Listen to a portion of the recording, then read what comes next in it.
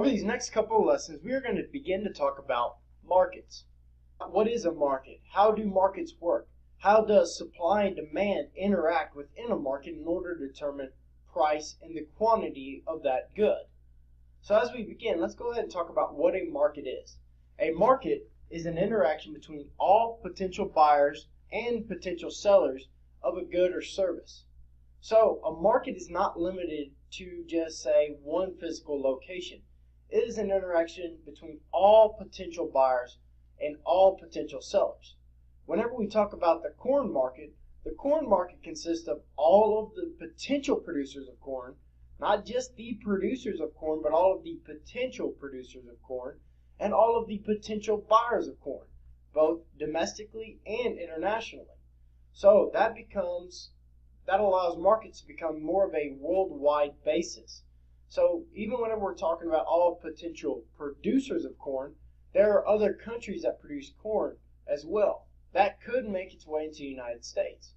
So that means that all of those potential producers in the other countries are part of the corn market.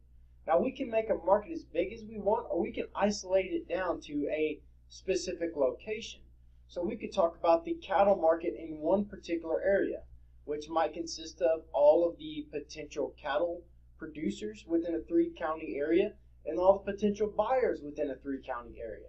So we can specify the time and the location of a market in order to narrow it down or allow it to be as broad as we want. But essentially, a market is an interaction between all potential buyers and all potential sellers, not just the actual buyers and the actual sellers. And as we're talking about markets, we need to make a distinction between two different words. A market is an interaction, whereas a marketplace is a physical location. So if we talk about an auction barn would be a marketplace, whereas the interaction between the buyers and the sellers within that auction barn would be considered a market. So as we look at this, a marketplace is a physical location, whereas a market is just that interaction.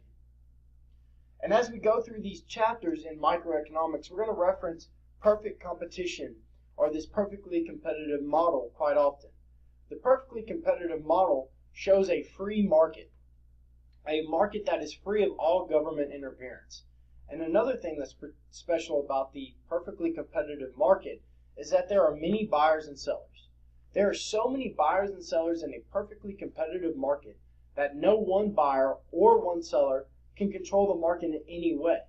Everybody faces this take it or leave it price. Everybody becomes a price taker. And what I mean by that is, let's take a small individual market, say just a cattle market somewhere. If it is a perfectly competitive market, there are going to be so many buyers in that auction barn that no one buyer can control the price. And by the same token, there's going to be so many sellers of live cattle going through that auction barn that no one seller can control the price as well. There are so many buyers and so many sellers that nobody can control the price, and that the market price is determined by supply and demand rather than one individual person holding enough market power to adjust the price. And because of that, because there are so many buyers and so many sellers, everybody faces this take it or leave it price.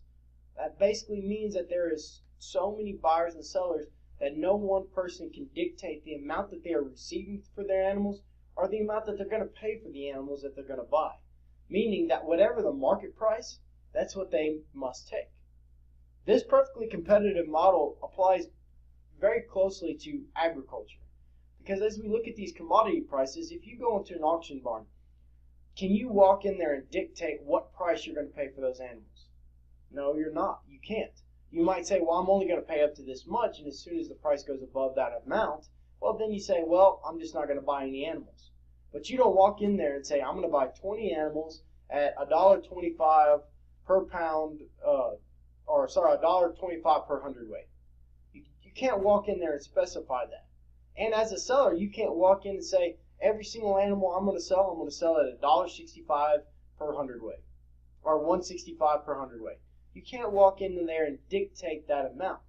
You must take the market price. At the end of the day, the market, the supply and demand for that good is going to dictate the price, And you can either take that price or you can leave it, meaning that everybody in a perfectly competitive market is a price taker.